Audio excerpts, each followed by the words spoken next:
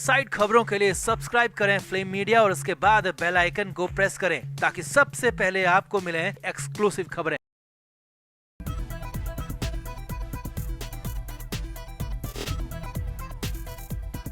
महाराष्ट्र में चुनाव की तारीखों के ऐलान से पहले जबरदस्त सियासत चल रही है और हालात यह है कि विपक्षी पार्टियां नहीं बल्कि गठबंधन के अंदर ही बवाल चल रहे हैं। चाहे वो महाविकास अघाड़ी हो या फिर महायुति, दोनों तरफ हंगामा मचा है और महाविकास अघाड़ी के अंदर संकट ज्यादा नजर आ रहा है। उद्धव ठाकरे के लिए हालात सबसे ज्यादा खराब दिख रहे हैं क्योंकि एक दिन पहले कोल्हापुर में शरद पवार ने उद्धव ठाकरे के नाम को पूरी तरह से खारिज कर दिया था और कहा था कि सीएम फेज घोषित करने की कोई वजह ही नहीं है और सीएम चुनाव के बाद तय होगा। तो उसके ठीक बाद मोर्चा आदित्य ठाकरे ने बड़ी उम्मीदों के साथ संभाला था, लेकिन छोटे ठाकरे जो कांग्रेस अध्यक्ष नाना पटोले के घर पहुंचे तो वहां पर उनकी बुरी बेइज्जती हो गई और उसके बाद जो हुआ वो हैरानी भरा था। तो क्या है पूरा मामला और माजरा, कैसे हुआ छोटे ठाकरे के साथ, ये सब कुछ आपको दिखाएंगे, बताएंगे। आप इस वीडियो को शेयर करें, कमेंट बॉक्स में अपनी राय जरूर दें। तो महाराष्ट्र में भी भले ही चुनाव में कुछ वक्त बचा हो, लेकिन उद्धव ठाकरे और उनका परिवार अभी से मुख्यमंत्री बनने के सपने देखने लगा और ये हर बार और बार बार उनके खुद के और उनकी पार्टी के बयानों में दिखने भी लगा है। अब उद्धव ठाकरे लगातार सीएम फेज घोषित करने की मांग अपने गठबंधन से कर रहे हैं और बाहर से भले ही कुछ भी कहें लेकिन अंदर खाने वो खुद के लिए बैटिंग कर रहे हैं। लेकिन महाराष्ट्र की सियासत के पितामह एनसीपी के मुखिया शरद पवार ने इस पर वीटो लगा दिया है। शरद पवार पहले भी कह चुके थे और इस बार बुधवार को कोल्हापुर में साफ साफ कहा कि सीएम का कोई फेस नहीं होगा, उद्धव ठाकरे तो बिल्कुल नहीं, क्योंकि इसकी कोई वजह नहीं है। अब बुधवार को इस बयान के बाद दिन भर सियासी हलचल रही और नेताओं के एक दूसरे से मिलने का सिलसिला चलता रहा, फोन कॉल्स का सिलसिला चलता रहा। अब शरद पवार की तरफ से उद्धव ठाकरे को फटका पड़ा, झटका पड़ा, तो मोर्चा आदित्य ठाकरे को ने संभाल लिया क्योंकि छोटे ठाकरे को लगा होगा कि वो ही कर सकते हैं, लेकिन उनको तो डबल झटका और फटका लग गया, बुरी बेइज्जती तक हो गई। जी हाँ, सूत्रों के मुताबिक खबर है कि गुरुवार की सुबह सुबह आदित्य ठाकरे नाना पटोले से मिलने उनके घर पहुंचे। जी हाँ, सीएम फेज के मामले में बातचीत करने की कोशिश की और कांग्रेस के प्रदेश अध्यक्ष नाना पटोले के साथ बातचीत पहले से तय थी, मुलाकात तय थी। तो नाना पटोले अपने तय कार्यक्रम छोड़कर आदित्य ठाकरे का अपने घर पर ही इंतजार कर रहे थे। सूत्रों के मुताबिक नाना पटोले के घर पर आदित्य ठाकरे पहुंचे तो उन्हें ब्रेकफास्ट ऑफर किया गया और ब्रेकफास्ट की टेबल पर ही बातचीत हुई। अब बातचीत क्या हुई उसने हैरान कर दिया क्योंकि आदित्य ठाकरे ने सीधे सीधे कहा कि मैं आपसे मदद लेने आया हूं, आपसे समर्थन लेने आया हूं, क्योंकि शरद पवार जी ने कहा है कि सीएम पद का चुनाव के बाद तय करेंगे, फैसला करेंगे और मैं आपसे उम्मीद करता हूं कि आप हमारा साथ दें और चुनाव से पहले सीएम फेज घोषित करने के लिए गठबंधन के अंदर कहें।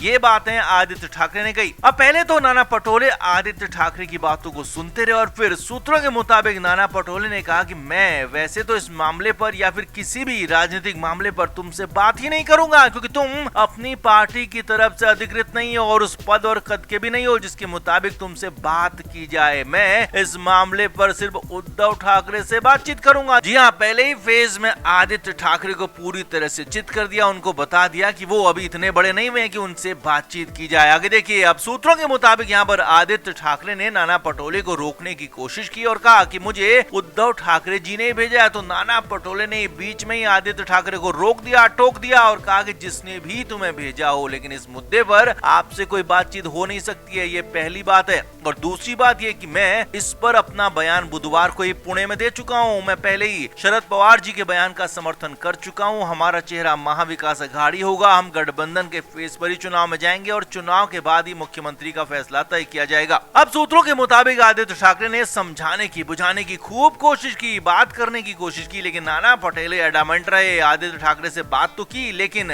आदित्य ठाकरे से सीएम फेज को लेकर, राजनीतिक मामलों को लेकर उनकी बातों को सिरे से खारिज कर दिया और साफ साफ कहा कि आपसे मिलने में कोई बुराई नहीं है, आपसे मिलने में हमको कोई दिक्कत नहीं है, आपसे सामान्य बातचीत हो सकती है, लेकिन सीएम फेज को लेकर या फिर राजनीतिक मामलों को लेकर आपसे कोई बात नहीं होगी। अब आदित्य ठाकरे को लग रहा होगा कि वो अपनी पार्टी की तरफ से प्रस्ताव लेकर जाएंगे और नाना पटोले मान भी जाएंगे, लेकिन नाना पटोले तो उनके पिता उद्धव ठाकरे को नहीं छोड़ते, उनको ही दिन में तारे दिखा देते हैं। तो फिर छोटे ठाकरे क्या ही कर पाते, लिहाजा मायूस होकर आदित्य ठाकरे लौट आए, कोई बात बन नहीं पाए। अब शिवसेना यूबीटी की इस हालत पर बीजेपी खासी चुटकी ले रही है। न सिर्फ महाराष्ट्र बल्कि सेंटर के नेता भी, बीजेपी नेताओं का कहना है कि उद्धव ठाकरे अपनी इस हालत के लिए खुद जिम्मेदार हैं। अब कुल मिलाकर कहानी ये हो गई है कि महाविकास अघाड़ी पारी के अंदर कांग्रेस और शरद पवार की पार्टी काफी ज्यादा मजबूत हो गई है और दोनों ही पार्टियां एक होकर उद्धव ठाकरे की किसी भी बात को मान नहीं रही हैं और बहुत ज्यादा संभावना है कि चुनाव के बाद उद्धव ठाकरे और उनकी पार्टी कहीं पूरी तरह से साइडलाइन ना हो जाएं। तो आपका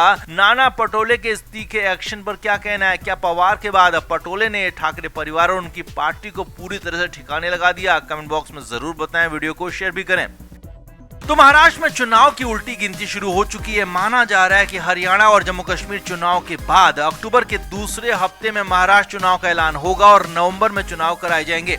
अब इसके लिए सभी पार्टियां तैयारियों में जुट गई हैं। 84 साल के होने जा रहे बुजुर्ग नेता शरद पवार भी जी जान से अपनी पार्टी के लिए जुटे और बुधवार 4 सितंबर की सुबह सुबह शरद पवार कोल्हापुर पहुंचे। अब कोल्हापुर में शरद पवार ने मीडिया से बात की और यहीं पर वो सब कुछ कह दिया जिसने महाराष्ट्र की सियासत में भूचाल ला दिया, हिला दिया, क्योंकि सीधे सीधे हमला बीजेपी या फिर शिंदे सरकार पर नहीं था, बल्कि हमला था अपने करीबी, अपने साथी उद्धव ठाकरे पर। एनसीपी के मुखिया शरद पवार से एक बार फिर से चुनाव और मुख्यमंत्री के फेस को लेकर यहां पत्रकारों ने सवाल पूछा तो इस पर बिफरते हुए, नाराज होते हुए शरद पवार ने कहा कि इसकी जरूरत ही नहीं है। उन्होंने कहा कि ये ठीक है कि हमारा गठबंधन चुनाव में बहुमत पाता हुआ दिख रहा है, लेकिन यहाँ पर किसी का भी नाम मुख्यमंत्री पद के लिए सोचने या फिर आगे करने का कोई कारण नहीं है। शरद पवार ने कहा कि चुनाव के बाद जिसकी ताकत ज्यादा होगी वो मुख्यमंत्री होगा और हमारा गठबंधन एक मजबूत सरकार देगा। अब ये तो सब सामान्य बातें थी जो कही, मगर असली बवाल इसके बाद हुआ, क्योंकि शरद पवार से यहीं पर फिर से पूछा गया कि क्या उद्धव ठाकरे को मुख्यमंत्री फेस घोषित नहीं करेंगे। तो पवार यहाँ पर नाराज हो गए, भड़क गए, हैरानी भरा जवाब दिया। जी हाँ, शरद पवार ने कह दिया कि कौन उद्धव ठाकरे, मैं किसी को नहीं जानता। यहाँ पर मुझसे, मेरी पार्टी पर सवाल पूछे, मेरे गठबंधन पर सवाल पूछे, मेरी तैयारी पर सवाल पूछे, किसी तीसरी पार्टी के और किसी और नेता के बारे में मुझसे सवाल क्यों पूछा जा रहा? मैं ऐसे किसी नेता को नहीं जानता। शरद पवार यहीं पर नहीं रुके। पवार ने कहा कि आप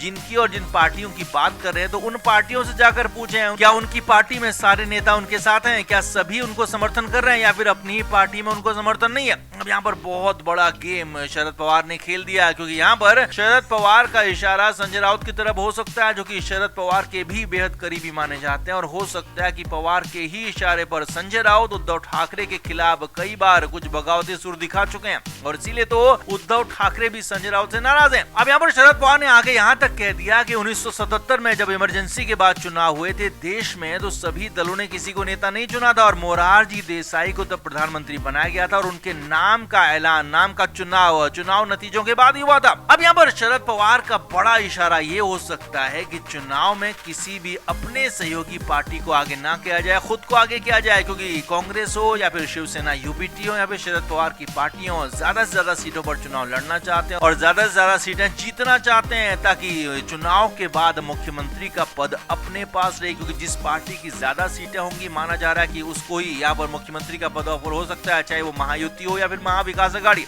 इसीलिए मामला इसी पर अटक गया है और यहाँ पर शरद पवार के बयान के बाद बवाल मच गया, क्योंकि शरद पवार ने तो सीधे सीधे उद्धव ठाकरे को ही निशाने पर ले लिया और कहा तो उम्मीद की जा रही थी कि भले कांग्रेस ना सही लेकिन शरद पवार उद्धव ठाकरे का समर्थन करेंगे, क्योंकि पिछली बार भी पवार के ही समर्थन से उद्धव ठाकरे मुख्यमंत्री बने थे, लेकिन उल्टा शरद पवार ने तो उद्धव ठाकरे के चीथड़े उड़ा दिए, ठाकरे को पहचानने से इनकार कर दिया और ये दिखाता भी है कि चुनाव के बाद क्या होने वाला है, क्योंकि अगर कहीं किसी वजह से किसी कीमत पर कांग्रेस और एनसीपी शरद पवार की सीटें इतनी आ जाती हैं कि महाराष्ट्र में इन दोनों की भी सरकार बन जाए तो फिर उद्धव ठाकरे को पूरी तरह से साइडलाइन किया जा सकता है और तब उद्धव ठाकरे पूरी तरह से कहीं के नहीं रहेंगे, कहीं के नहीं बचेंगे। तो कुल मिलाकर शरद पवार के सुबह सुबह इस बयान पर आप क्या कहेंगे? क्या वाकई में उद्धव ठाकरे के लिए आने वाले दिन बहुत बुरे होने वाले हैं? कमेंट बॉक्स में आप जरूर से जरूर बताएं, वीडियो को शेयर भी करें। Flame media report.